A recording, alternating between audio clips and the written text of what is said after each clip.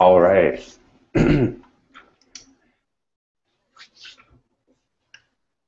Scene one, take one. I am watching Fruitvale Station with my friend, whose brother is training to be a cop. Hollywood America depicting our lives. See, I remember being stopped by the police outside of Macy's for allegedly walking too quickly when I was 6. Now, the red, white, and blue of police lights are more reflection of this country than a flag for either of us. My friend and I are watching this movie where white men like her brother shoot black boys like me, so we clutch arms like they are seatbelts. Like the crash is coming and we all know who dies. Scene one, take two. I'm watching 12 Years a Slave with my Black Studies class at the boutique movie theater in town. At the bar, they are selling movie-themed mixed drinks like the Runaway Slave and Abolitionist Tea. Instead of traditional movie-style seating, we are all sinking into leather couches, like we are watching 1840s Louisiana from the comfort of our own home. About 20 minutes into the film, the young white couple next to me leaves, muttering something about too much blood. People don't like when movie screens turn into mirrors and show them they have their great-grandfather's eyes. Scene two, take one. I'm visiting family in Oakland and riding the BART. I map out the route Oscar Grant took on New Year's Eve. Cell phone accounts show him being kicked in the lungs and shot squarely in the back. No accounts capture telling a 4-year-old their father is dead. The metro ride feels like the trailer for a horror film, the one people of color in this country play on repeat. Scene two, take two. When Lupita Nyong'o wins her Oscar for her role in 12 Years a Slave, all anyone can talk about is how white dresses drape over her skin. A perfume, makeup, lotion, liquor, and candy bar endorsement come within weeks, and one corporate sponsor says, everyone wants to invest in all her parts, but women like her, women the world call midnight-skinned and only examine in parts, speak like a powerful wind. My younger cousin Kayla is breathing in her acceptance speech. She is hearing Lupita say, "Black girl, you are beautiful too." Scene three. Fruitvale Station is snubbed by all major award shows for, as one critic put it, not being Hollywood enough. Fruitvale Station is the slave Hollywood doesn't chase after because it means admitting the plantation is theirs. Scene 4, 12 Years a Slave wins Best Picture at the Golden Globes, the Critics' Choice Awards, and the Academy Awards. Scene 5, the first time I watched the Academy Awards is when I am 5. Curled up on the couch with a giant stuffed teddy bear, I promise myself that I will win an Oscar someday. Blackout, end of film, credits. The first time I realized that crime reports sound like casting calls, black, male, 5'6" to 6 foot, medium build. I am walking home from seeing Fruitvale Station. I am taking the well-lit route home. I am avoiding ever being in darkness. And I know that still, this is how the movie begins. Thank you. So my name is Josh Aiken, and I went to school in St. Louis, and just want to say that I'm really excited to be able to participate in this and support all the incredible folks who are doing work with more, and really excited that the poetry community was able to come together to do work like this. So this next poem is called A Feeding. Don't write black like you uncovered new, like you got something worth somebody's ears. You charbroiled dog, overcooked whimper of a boy. We ain't need kill you with rope when we teach you tie knots on your own. We ain't need kill you in the dark of night when we print textbook pages white, when we white you out, when we call grandma a trick of the light. We give you religion, paint alabaster Jesus above your bed and pray your emptiness to him. Sing incantations we taught you every day since Sunday pass. You ain't black, never has been. You ain't black, never has been. You ain't black, never has been. You ain't black, never has been. This next poem is called Beloved. Oh, him, 7 pounds, 3 ounces, he baby, born black, boy born. Bring black boy home. Now, read all about him. Black boys, bodies born as crime, crime-bodied babies. What'd this one do? Die. He died born, born to die, dead at birth, crack not coke at birth, thug not rebel at birth, black and white and red all over, broken. He broken when he born, bloodied, bruised, bludgeoned, black boy body. He reads like birth certificate, reads like autopsy. Read all about him. But black boy crime, black boys steal, black boys get stole. Black boys sink in standing ground. Black boys get buried, buried, buried. Beautiful black boys get buried, sunk cost deep. Bring black boy home. Oh, him, 7 pounds, 3 ounces, body bag born. My last poem that I'm going to be doing tonight is a poem entitled Supernova, and it's after Dinez Smith. When searching for the center of my universe, look for the column of smoke. Do not climb a rope combusting at both ends, nor a charred ladder like Greek mythology tells you to do. No, find the ring of fire come surface of the sea. Find Mother Earth reclaiming her womb. When searching for the center of my universe, start at the beginning. Learn from all the white teachers about all the people I was told my heroes should be. Learn that white people's hearts are bigger than yours. Their skin, softer and thinner, touch your own and think it coarse and molasses thick. Learn that whiteness in this world is a delicate thing. Learn that to them, your uncombed hair looks like an earthquake. They tell you must hide your anger and turn it into dialogue. Turn your skin inside out and hide the liability it is. Learn to package your words and deliver them articulately. Make everything you say a mere apology for your existence. So, you must light the fire. See the column of smoke. See, white people's feelings cannot be the center of my universe anymore. This is an origin story, and I am speaking of emergence. Maybe it was the white film professor that says nigger a dozen times in class. Maybe it is the friend who posts about Michael Brown one day and a BuzzFeed article about cottage cheese the next. Maybe it is a Lifetime movie worth of self-hate. But this is not self-discovery. This is not coming into my own. I already had my own, and I will spend the rest of my life stealing it back.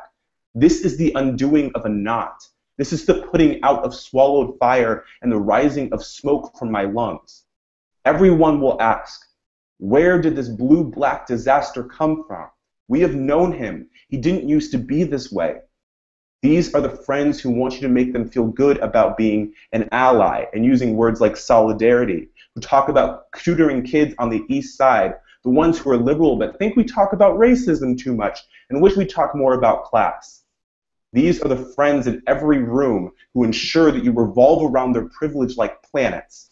The term safe space means never upsetting the white-hot sun. My grandmother was a maid, cook, or caretaker in white homes for over 30 years. She would pull cigarettes on her lunch break, a small act of resistance, a reminder where galaxies begin.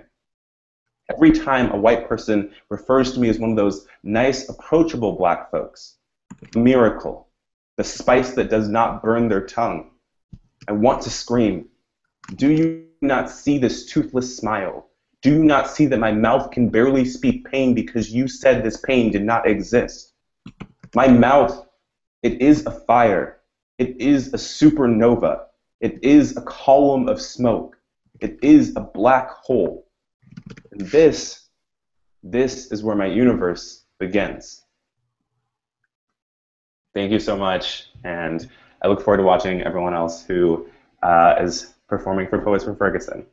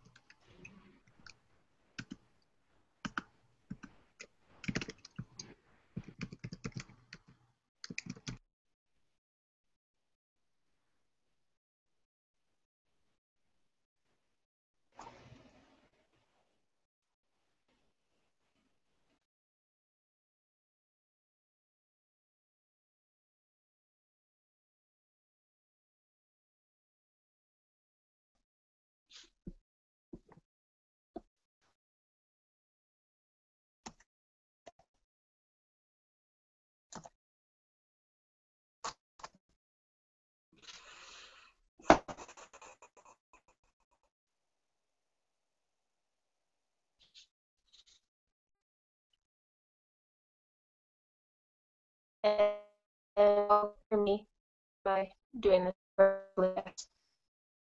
No one's responding. I do not know.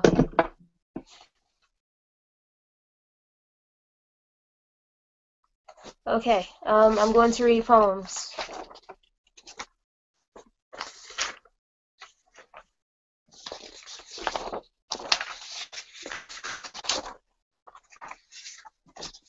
I can. Yes. Okay. Cool.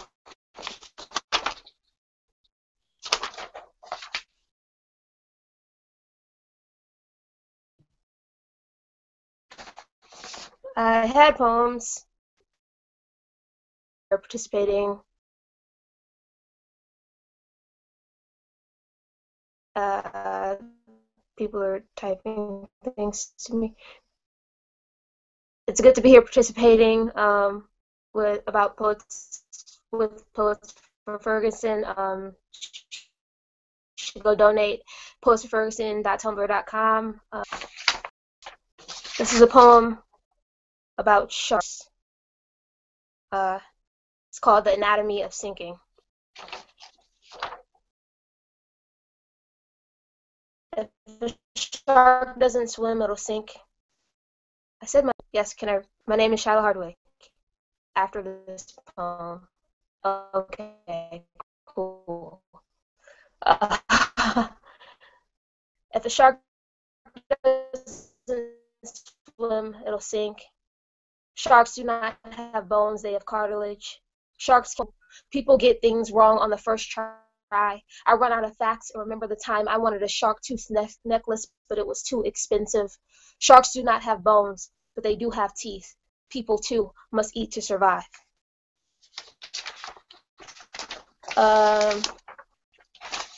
So, my name is Shiloh Hardwick, and it's good to be here. A couple of poems about some people that I met in the past couple of months.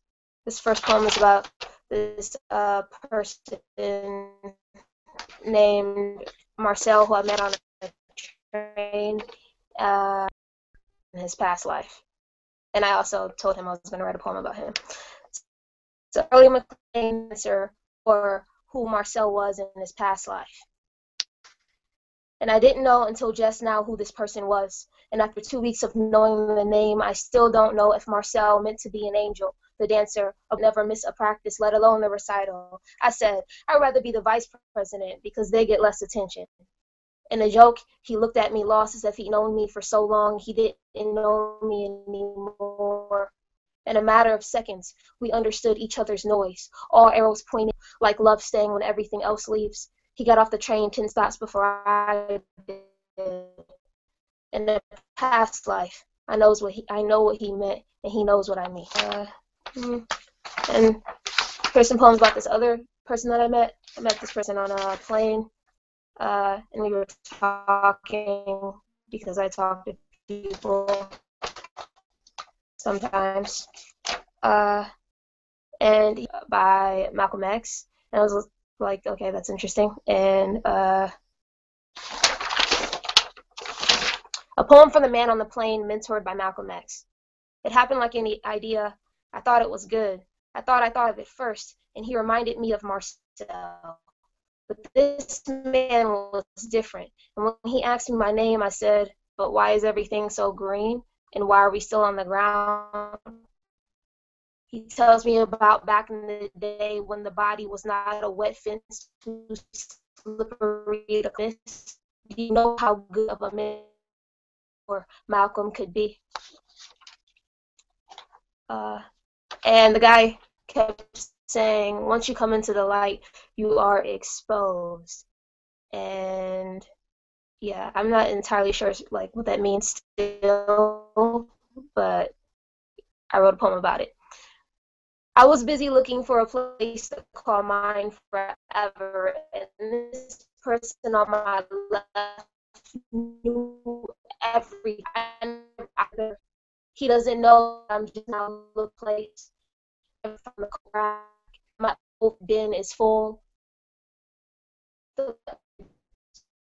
have seen me holding my breath during the landing, must have noticed how long I can go without air.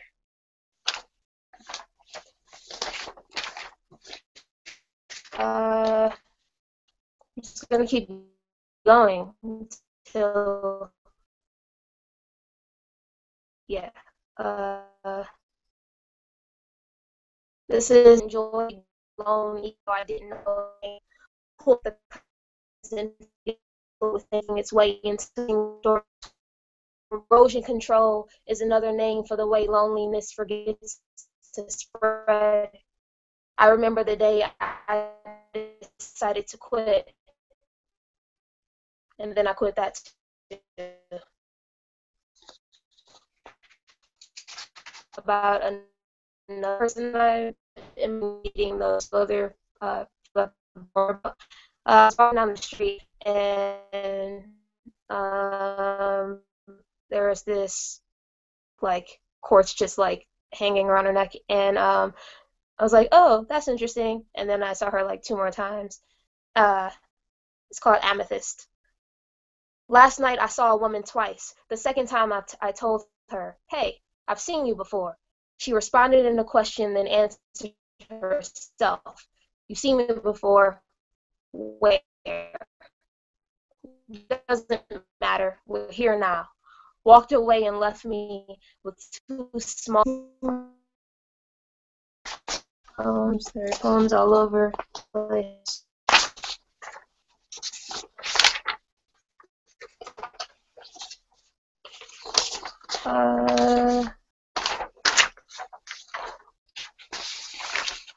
Yep. I got stuck on a train. I wrote this. Yeah, people are sending me things. Okay.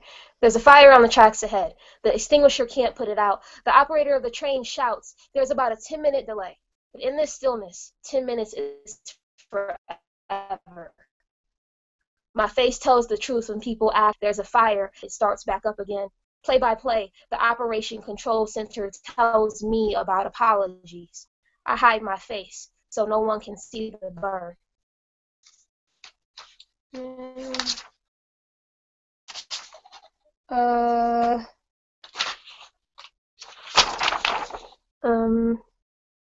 This poem is not the poem I'm going to read. That one either. That one's, yep. I guess this is the poem I'm going to read. When she asked me, how will you live now? I wanted to say, I don't know, but the words seemed too small, and I thought, well, I might choke. But the joke is I didn't really believe they would be minor enough to get goose, that the hyoid could also snap into fragments, that she would ask me the question so suddenly and with such force. I answered, I will fall, then I'll fall again.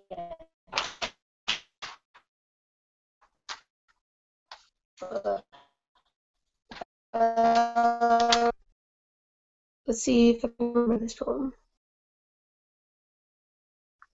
My sister calls me, tells me there are balloons on the front porch.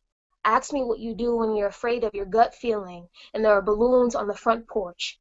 When you can't shake the ghosts that keep you up at night. When you search and find out a man got killed on your block, but they don't say who. When you're praying the unanswered phone calls mean jail.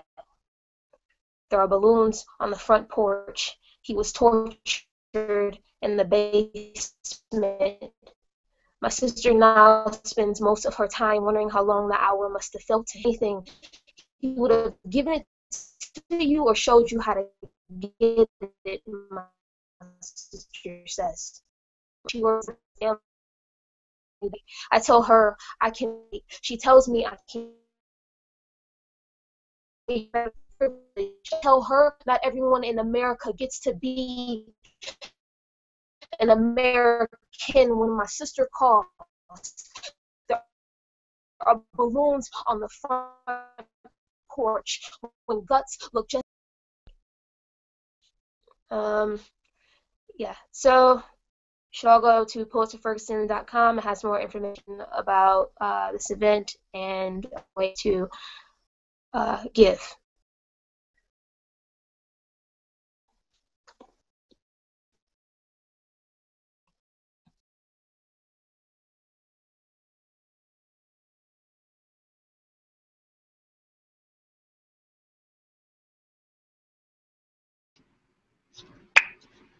Hello? Can you hear me? Okay. Hi everyone. Unfortunately my video is not working, but my name's Priya. And before I start reading, I wanted to make sure that everyone knows about the wonderful fundraising campaign that's going on, which you can check out through GoFundMe, and it's at poetsforferguson.tumblr.com. Okay, I have 2 poems to read today. The first one is a little bit about my experience growing up. I'm the daughter of 2 immigrants who came to the U.S. after college, and for a long time I struggled with reconciling 2 different identities and simply tried to assimilate myself into American society. And writing this poem was the first step in realizing that there are some ways in which these identities can be reconciled, but there are also some ways in which I need to reclaim the Indian part of my identity. Dark matter. One day, my dad asked me, "Did you know American girls shave their legs?" I didn't say anything, but after I had finished chopping up functions into neat derivatives, I ran looking for him at 2 a.m. because I had sliced my thumb open with the razor. He said, "I didn't mean it like that. I was just saying it." One day, the mirror shouted, "You could make granny panties look like a thong." The quiz on the website said, "You are pear-shaped. Click here for things that might look good on you." The bumps on my hips forgot not to collide with doors on the way out of rooms. One day, my best friend and I went to a club. She was disco ball. My hair was towel for all the sweat. My body absorbed every pinprick of light that lanced off the wall and zinged off her. I was not fluorescent. I was hungry for stars, gulping light between my jaws like an overzealous planet. I asked the bartender for some coffee. I wanted to spill it on my arms and watch it disappear without staining. One day in Boston, I sidestepped 31 coffee shops and peered through the glass of an Indian food store because I missed the taste of MSG-flavored noodles. The shopkeeper's hands reminded me of the careful way my mother separated basil leaves from each other before putting them into the simmering pot. The shopkeeper was dumping the night jasmine with its drooping flower heads from the window into the garbage. The shopkeeper was looking in a mirror. She was putting blue contacts over her pupils. She saw me staring in the window. She flipped the open sign to close. She poured cream into her hand. She began to whiten her cheeks. All right, so the second poem I wrote a few days after the shooting of Michael Brown.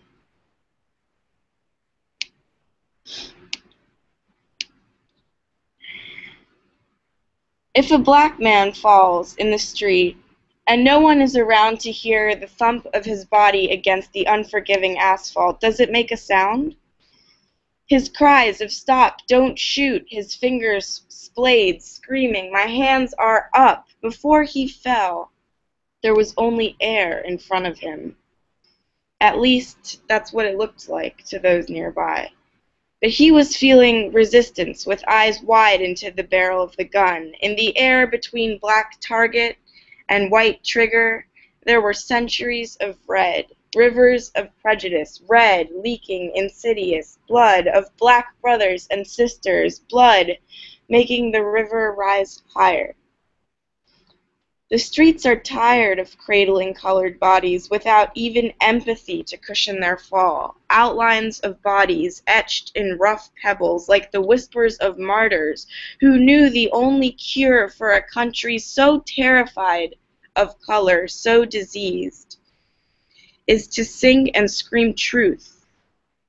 Colored people are more than numbers, more than crime statistics, more than animals, more than dehumanized, more than demons, more than vessels dark and ready to absorb the misconceptions, threats, bullets that come from paler worlds of privilege. And your mothers and fathers, the ones who held you warm against their breasts when the world did not yet see you as a threat. They have lost the remote control of their lives. Sometimes they are the only ones who can keep reminding the world there was a life waiting for you far beyond that sidewalk. Plans for learning and light and love, dreams cut short by short-sightedness, by fear of other, by fear that if you reached the end of that road without 6 bullets riddling your body, maybe you would even live the life you had the right to enjoy. Walk free in the world, autonomy without fear. With you gone side by side, we are holding up our hands high to mirror yours, Michael Brown, and yours, Trayvon Martin, and yours, Jordan Davis, and yours, John Crawford, big brothers, little brothers, fathers. We will not forget you. How can a boat forget the comfort of the first anchor that holds its dreams?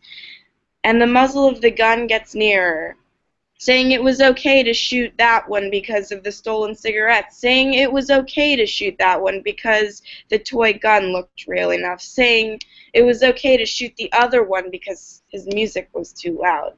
And how about the others? What made them dangerous enough to deserve to die? Was it because they were walking then? Was it because they were men? Was it because they were young? Was it because they were black? Or because they were young black men? And our voices are loud and clear against the rumbling tanks, and our eyes will blink through the tear gas, and we will not leave the streets until our voices echo justice. And our anthem will be, my hands are up, don't shoot. My hands are up, don't shoot. My hands are up, don't shoot. We love you, Michael.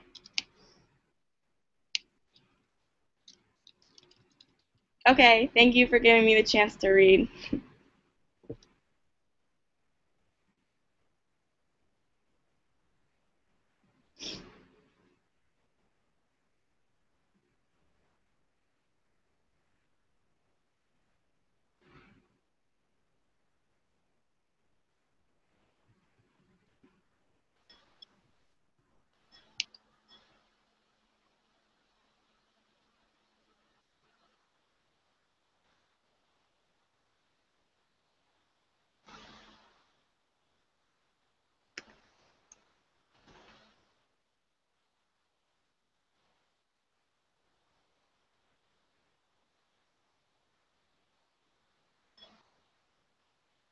Hi, so my name is Manoj. I am in San Francisco, and I just want to say thanks for everyone who has performed so far. This is pretty epic. We've reached over the 12-hour mark.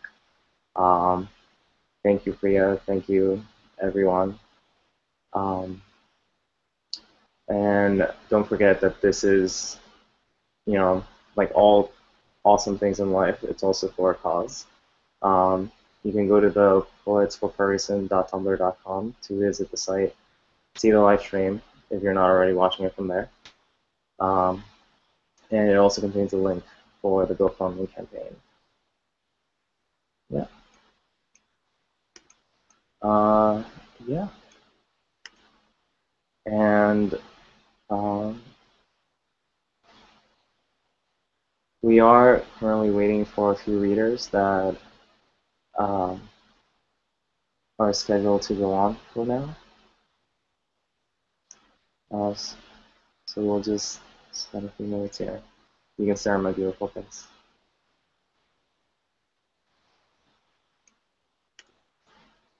But yeah, wow. I don't know about you, but I am very, very emotionally tipped. Um,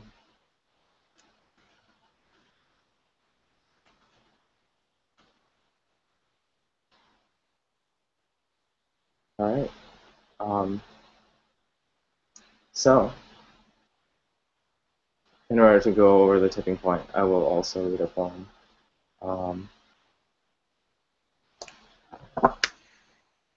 I have the,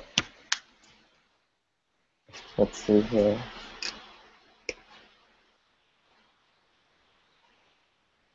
We have kind of like, I would like to think of it as like an imaginary like Santa warehouse of like little gnomes working to make this happen.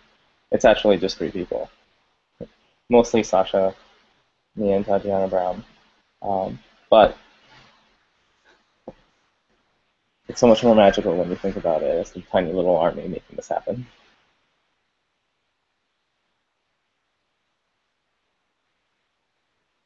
So our tiny little army is getting prepped to give us a link to a poem.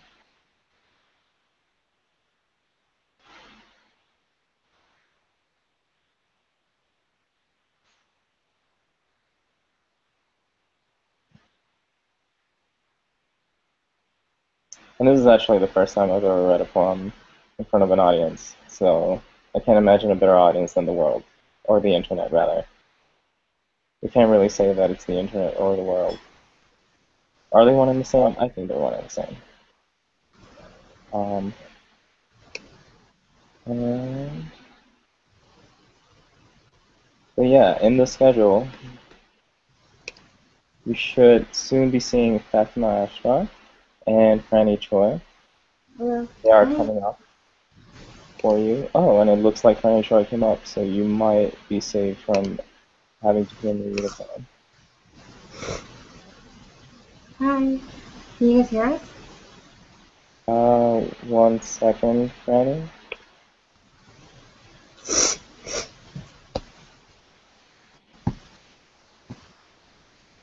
Alright, well, without further ado, Franny. Hi everyone. My name is Franny Choi. This is Fatima Asper. And we're here in New York. Coming to you from New York, from Bed-Stuy. That's Frances's apartment in Bed-Stuy. We're going to read you some poems. Yeah, I'll go first.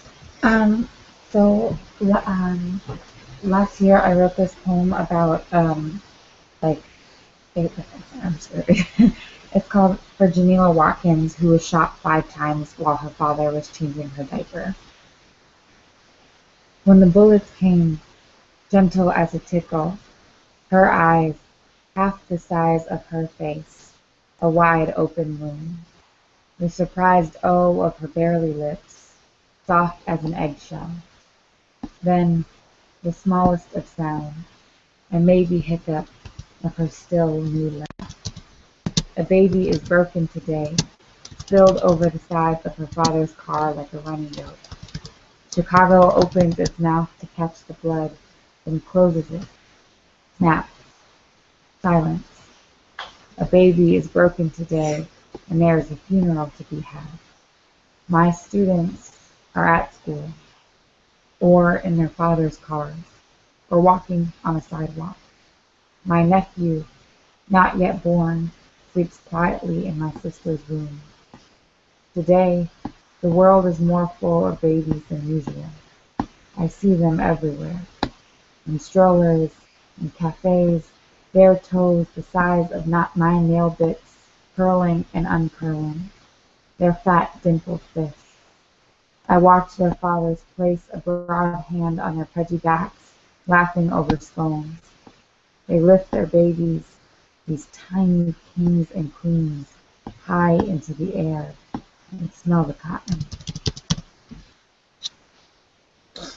Das Fatima Oscar, coming to you from New York. Okay, just pulling up the poem. Thanks, of course, to Sasha and everyone, and Tatiana and everyone who made this possible. Excited to be here. All right. This poem is called Sweat.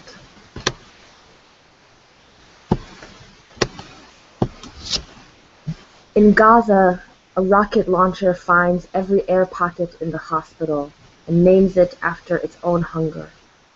In Providence, the ICU of my chest is hanging open and I can't remember my grandfather's face. On TV, a comedian condemns the Palestinians for making us kill them. When she dies, the white feminists are outraged that no one will mourn her poison. My father talks about terrorism at the dinner table, and I slowly pull every quill from my thighs until I'm dizzy with rage, and afterward I feel clean, like going to the sauna. The white man on the airplane rolls his eyes at me, and I steam and steam and steam for the whole flight and tell myself it's good for my skin, all this charcoal. But 2 days later I feel bloated again. And 2 weeks later, Michael Brown's light is already eclipsing into another secret, another conspiracy theory, filling his neighbors' bellies with air, pushing away everything but this untouchable weight, this ghost pregnancy no one will claim, the stale air calling for a rocket to throw us all the way open, calling for anything but shame, calling it ours, the sweat and the stomach ache and the bloody thighs, and also the rocket, and also the poison, and also the mouths slowly blowing out the coals beneath our names, calling it all ours, while we buy the same groceries and turn down the volume during the ads so we won't be part of their system. But I won't write another poem about how there's nothing to be done. Instead, I will write of a world steaming, running hard, tearing muscles, building new ones, that good burn, these angry lungs, and the sweat, and the sweat, and the sweat.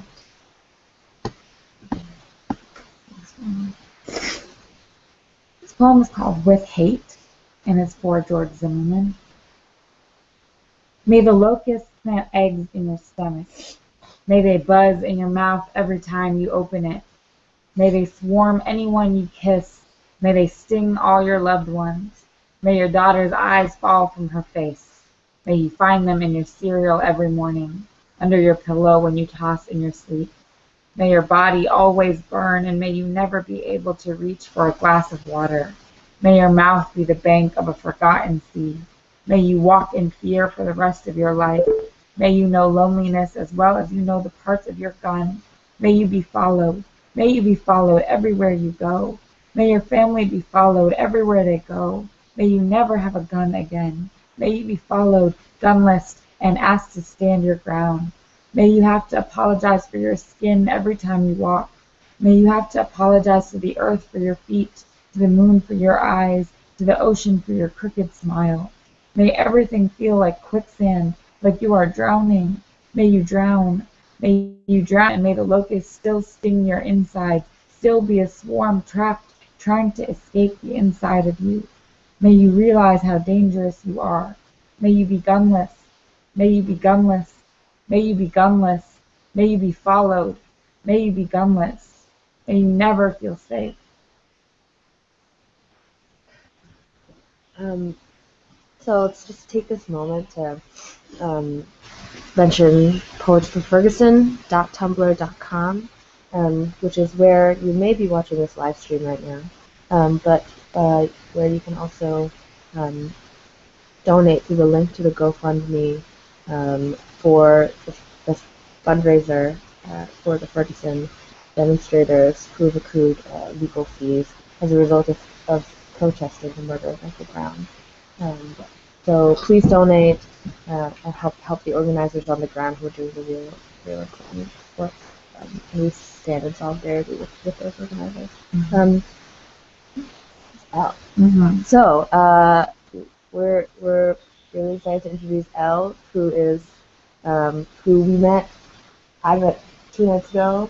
Fatih met last night, and who's super dope. He's just gonna read a poem. You want to read a poem now? Or you want to take a minute? All right, cool. All right, come to Lock New York. Oh. Hey y'all. Wow, I'm on the World Wide Web. Thank you. I know. Thank you so much, just for coming to this space, bringing this to me, bringing Ferguson. Yeah, I love it. So this poem I'm gonna do is called. It doesn't really have a name right now, but I'm gonna do it anyway. Finding the green in New York, the city of dreams. Too good to be true, more like the city of things. An opportunity in places that people never get to see. Is there a silver lining? And this borough is policed by price hikes. Skyscrapers, top trees might block the sunlight on my block, bringing a chain to this concrete maze. The Board of Education running circles around them all day. At night, they light up the island to get you to buy. We purchase a right to be counted and rest in homes passed down from the Renaissance era. Are you surprised that I can afford to be here? An artificial street life is a free gift to all, but the real is a dividend of financial wealth. I invested in a change of scenery that cost me 1 bus ride from Bed-Stuy to Fort Greene. Along the way, there was a divergence of mass transit. I found a green movement whose business is not to break hundreds to change. We all on the same block. The difference is you can shop at Whole Foods. You can be healthy for the right price. I can be free, but it might take my whole life. So we keep looking for green in the city. Use the metro to feel connected like L trains, but these roots are deeper than the tunnels built on top, so more lines doesn't always mean progress. Those descendants of porters can't sleep on 24-hour service, still made to work in the places you play. At 22, I wonder if I will ever feel as free as a white 3-year-old. My identity was boxed and sold as baby dolls, made a profit off my skin tone. More greenbacks and poor blacks. There's sounds of construction on Wall Street, but no matter how much you charge to cover the basics, you still can't mask what was built up by black faces. It's not development if you build on segregation. You escape from the dark shadows cast by downtown. We build up our block with flower plants and seasonings. Because there needs to be green in this city. Because there needs to be green in this city. I found my inner child in the dirt. You can laugh in the midst of it. With 179 green spaces in New York, we learn equality in what's left. So when you buy us out of patches, it's a testament to our work. Continue to build on us in the name of diversity. Your Freedom Towers still come with perks. Thank y'all for that space. Alright, what are you doing? Yeah. So I've been writing a series of poems called The Fishman, which is about a man that's half man and half fish. And the reason I started writing this was growing up brown in America, I feel like it's often a thing where like you're struggling two worlds, one which doesn't really want you. So it was hard for me to write, and I created this kind of character so that it would be easier for me. And this poem is called First. It's not as though the fish was stolen from the water, nor that he envied the land until he grew legs. Face stretched, an eye on each side of his head, legs hairless and strong, full of capillaries. His gills a nuisance, torso glinting in a scaled sunlight, ice in summertime. But of course, the villagers stared, sharpened their knives, and said nasty things behind his back. It was only natural for the fishman to return to the sea on the outskirts of the village, to build his house on the sandbank between his two worlds, by the rocks, close enough so he could only look out at the sparkling water before him, rippling memories of his childhood. It's funny, he would muse, how even the awful can be missed. At night, he'd walk dangerously close to the water, afraid that if he stepped in, his legs would seam themselves back together. The fishman would spend his nights restless, wake up every morning to dreams that the tide had swallowed him back, or else the land had swelled under his feet as he lay thirsty, no water in sight.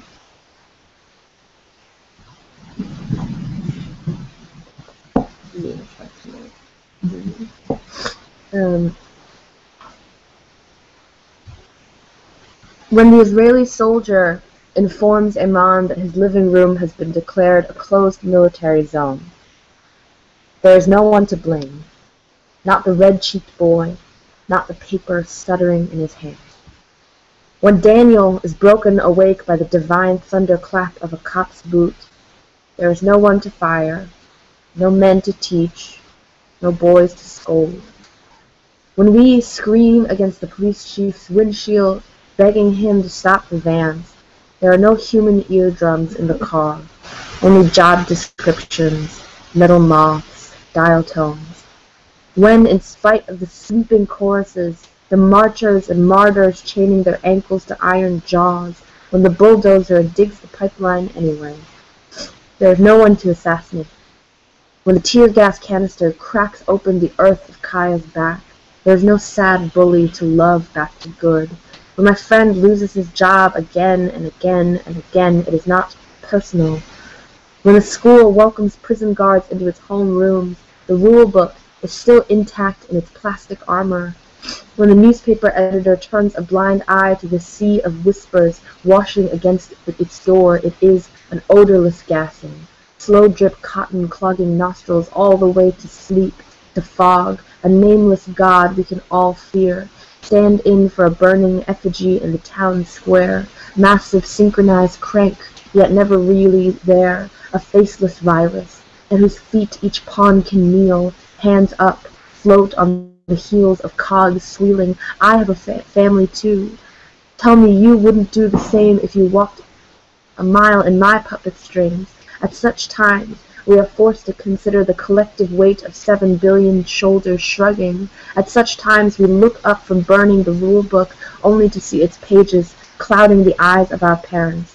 Then suddenly the enemy evaporates back into the sky, leaving only the birds and each other to shoot at. At such times we hunt the only way we know how. When Adib shouts his family history, branches outstretched at the line of deaf soldiers, it is not enough, but it is holy. When a brick and bottle reveille rains down on the army jeep, it is not enough, but it is worthy. When Jamila sings a eulogy for the doomed prisoner, it is not enough to save him, but it is sacred. When Ian's spray paint extinguishes the billboard lie, it is not enough to stop the tide, but it is a tiny and precious moon. When Sierra first loves her body out loud, it is not a revolution, but it is poetry.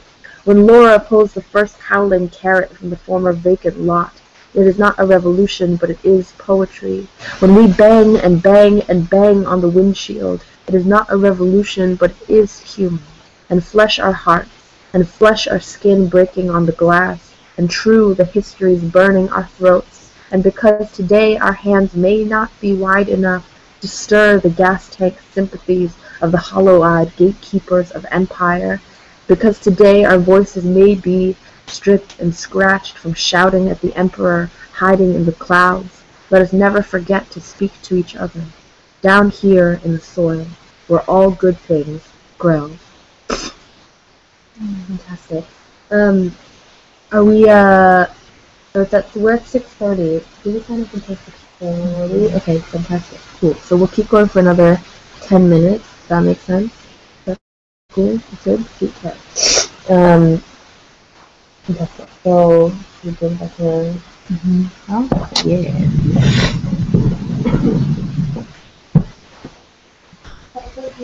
All right. So this is actually something new and something a little bit more uh, on topic. Um, and it's called The War. Whole world, coal still shines. Bullets ain't enough. I bust dollars and rhymes. Whole world, no banks on them. I bust my ass trying to provide. Don't know when my next meal coming. Cops killing in the hood and I don't know where to hide. But this macroeconomics, hands up if your debt is chronic. Whole world, they ain't about the drugs for real. I know on the surface we angry, but how does it feel? Beneath the wire and still, we know it's bitter or real. All the change in the world can't replace this softer side of wishing, hoping that the cold world don't sleep on open eyes. Boys in the hood getting hustled on the side. Kingdom died of drought. Vampires cut bloodlines. And I'm tempted to open up to tell me where redemption lies. Something haunting us all year, like we cursed to live this life. In cold world, the youth can feel the pressure. Can't run out on fear like the safety on the weapon. Outside is always the color, like the hood is in disguise. Ghetto covered in war paint, drug money, blood money, tenant rights and corporate buys. Cold world, Bill Gates, you getting warmer. Closing schools and playgrounds, forced to sponsor wars in your honor.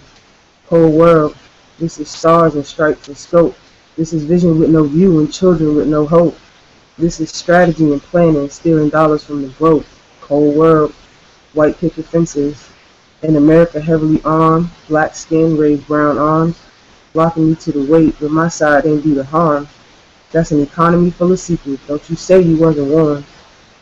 The sentences remained and it's back to jail again. Cold world, my pockets is empty and the kids can't keep the faith. See the hunger on their faces and the medics come too late. Know when the rent's due and know when the drugs are right on time. Babies with blind hate and no veggies on the plate. Cold world, screams of anger doesn't do it. Remember when fighting for something used to be useful? Like all our justice went down with Angela and Martin Luther. The season for hoping is over, bodied in the sewer. Whole world, no blankets on them. There's money all around us and it's driving me insane. A nation with no face to look at. Shame for what it cost us, when the truth can make you nauseous and the strays ain't got no caution. Whole world and cold wars, sending dead roots on destruction, selling junk when we want justice. Scamming corporations run by murderers and fiends. I went looking for the violence and found it all inside us. Yeah. Another poem that I wrote at the same time I wrote the With Hate poem, and this poem is called For Trayvon Martin. I wrote it the day after I got recorded. Outside the bar where I work, the streets are thick with bodies waiting for alcohol. A year into the ground, and you are more dirt than human, more grass than toenail. The white people are spilling on concrete and are drunk and have already forgotten that night. They own the street they are on, the one where you took your last step. They own the dirt your body has become, my hands as I pass them drinks, the bus I get on to take me home. My home, they own that too, all the books on my shelf. The moon, they can pluck it right out of the sky. I'm a fool for believing otherwise. They have made you a fool for being black and man and young. Tomorrow offers only a small consolation, a mountain and a burden to climb. Tomorrow I will call all the black men I know and tell them I love them. Tell them I'm sorry. Today I will watch all the white bodies dancing drunkenly on the dirt, stomping heels into grass, and wait, patient, for the fire. Yeah. How are we doing on time? Okay, 5 more minutes. Good, okay. I'm just going to read one more poem and then I actually have to go catch the train. Okay. This is a poem that I I wrote pretty recently while I was listening to a Democracy Now! Report about U.S. airstrikes in Iraq and Syria, and so I wrote this as I was listening.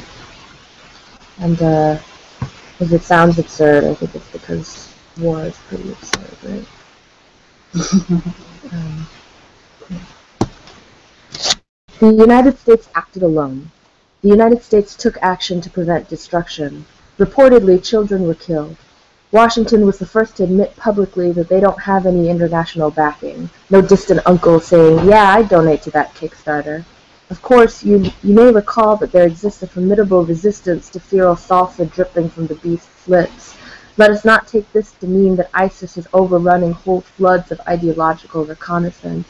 Is the U.S. citing such an imminent threat, such an immigrant's dread, a bulletproof vest sewn from such innocent threads? He is quite a dangerous man, spitting out the seeds and sowing them back into the sand. It's interesting that this group is calling themselves a baseless bunch of cravens of shadowy intelligence. Nonetheless, it's not exactly clear how this whole shebang began. It's not exactly clear who is or isn't west of Aleppo. It's not exactly clear what our working definition of rebel is, or even of Assad. How striking, as in dumbstruck, as in to strike a match, as in to strike a deal, or to sting of lies, or to think we could have believed the wet eyes of a bombing campaign, or to stroke your sobbing sister's hair softly until she falls asleep, or to stoke a fire in the belly of diplomacy until it smolders and is drenched in oil or bathes in it, or to tank, or to thank the military's largest polluters for the hollow-eyed and spineless children that will float to the surface of this great lake we've dammed up. In any case, there's a binding resolution on the horizon, and that's a positive thing. Imminent threat? The imminent threat is a rude awakening hiding under all that omnibus. They better get on with us. They better tell us how to hardwire our bowels paint and focus on the explosive imminent, the atrocious imminence, the itinerant humanitarian crisis, sparking spiteful, until the sky is streaked aurora borealis with the crash of devil's light bulbs.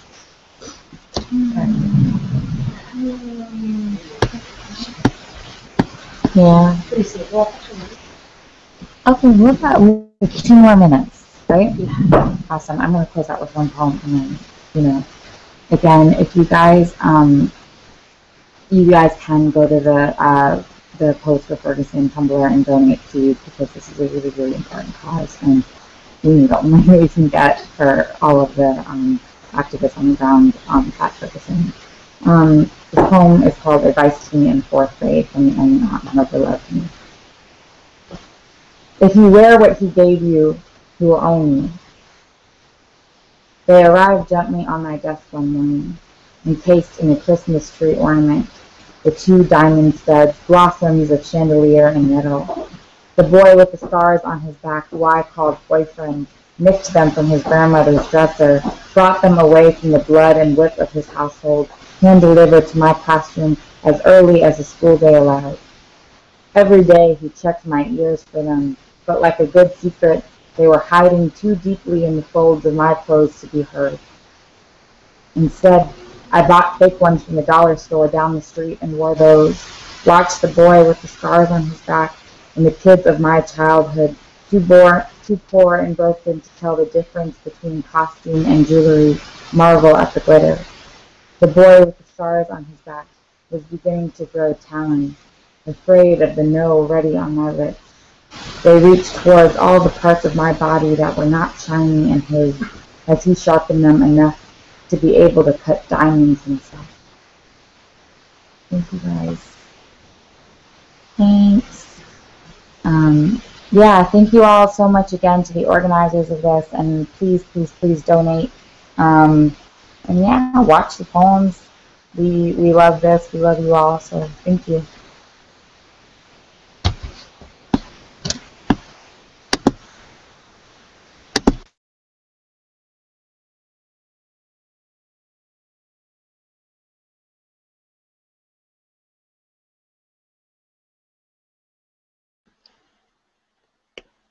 Thank you so much, Franny, Fatima, and Elle. Guys, remember those names. Those are the names of the people that just gave you all those feels. Man, it's been quite the, what are we now? Like 12 hours and change? Almost 13? We've been to Dallas, Detroit, the Bay Area, Baltimore, San Jose, Minneapolis, Kansas, LA, New York. I could keep going, guys. This is a lot of places we've been. Um, but yeah, it's been insane. Uh, you know, uh, poets from around the country getting together to support um, the fundraiser to help people at Ferguson. Remember to go to poetsforferguson.com to find the Fund Me campaign, where you can also support in whatever way you can. We are going to take a short break, a 40-minute break right now, but we will be back at 7:30 a.m. Eastern. In the meantime, there's a great place that I know of where you can watch roughly 12 hours or so of poetry if you really feel like you need to watch some more poetry in this 40 minutes that we are out of commission. But you know, if that's if you're overloaded with those feelings, you can also take a shower, eat some food. I know I've been staring at the screen. I know so have you for most of this time. But yeah, we will be back at 7:30 Eastern, and we'll see you guys there. Oh, and yep, my name is Manoj, and thank you guys for joining. This has been fantastic. Thank you so much.